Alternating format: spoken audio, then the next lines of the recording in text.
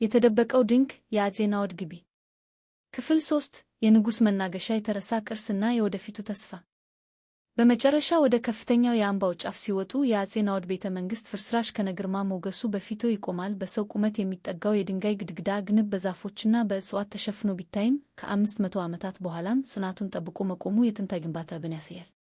ይህ መናገሻ ከሁሉም አቅጣጫ አካባቢውን በግልጽ ለመቆጣጠር የሚያስችል ስትራቴጂያዊ ስፍራ ነው። በምስራቅና በምዕራብ በወንዞች በሌሎች አቅጣጫዎች ደግሞ በተራራና በገደል የተከበበው ይህ ግቢ ለመከላከያም ሆነ ለአስተዳደር የተመረጠ ልዩ ስፍራ እንደነበር ያስረዳል። ይህም መናገሻ ያስገነቡት አፄ ናዖድ የአፄ በዕደ ማርያም ልጅና የአፄ ዘርዓ ያዕቆብ የልጅ ልጅ ናቸው። ከ1487 እስከ 1500 ለ13 ዓመታት ኢትዮጵያን አስተዳድረዋል። በወጣትነታቸው በግሸን አምባ መንፈሳዊ ትምህርት ተምረው ያደጉ ሲሆን በንግሥናቸው ዘመን በሀገሪቱ የነበሩ ውስጣዊ ፈተናዎችን በመቋቋም መንግሥታቸውን አስተዳድረዋል። በመጨረሻም ከተቃዋሚዎቻቸው ጋር በተደረገ ጦርነት ላይ ተሰውተዋል። ዛሬ በስማቸው የሚጠሩ የቤተ መንግሥት ፍርስራሾች፣ የቅድስት ሥላሴ ቤተ ክርስቲያን፣ የአፄ ናዖድ ዋሻ፣ የድንጋይ ወንበርና ሌሎች ቅርሶች የእርሳቸውን ዘመን በዝምታ እየመሰከሩ ይገኛሉ።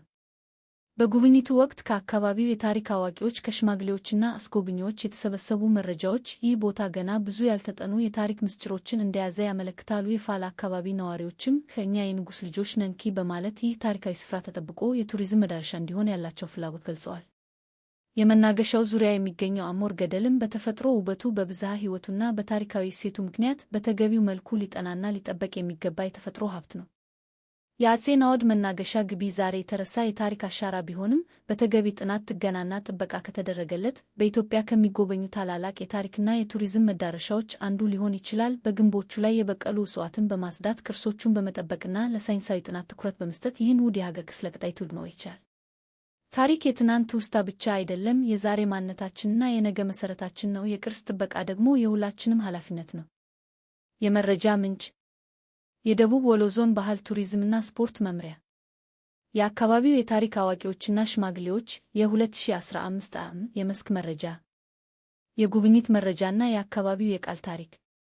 ውድ ተከታታዮቻችን ይህን የታሪክ ጉዞ እስከ መጨረሻው ስለተከታተላችሁ ከልብ እናመሰግናለን። በቀጣይም ስለ ደቡብ ወሎ ዞን ባህል፣ ታሪክ፣ ቱሪዝም፣ ቅርሶችና ስፖርት በቀጣይነት መረጃዎችን ለማግኘት የደቡብ ወሎ ዞን ባህል ቱሪዝምና ስፖርት መምሪያ የማህበራዊ ሚዲያ ገጾችን መከታተል ይችላሉ።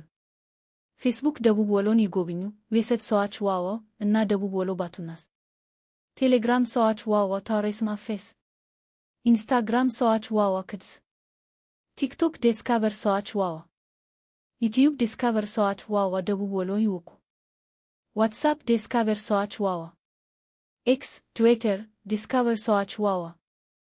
አዘጋጅ ደቡብ ወሎ ዞን ባህል ቱሪዝምና ስፖርት መምሪያ ደሴ።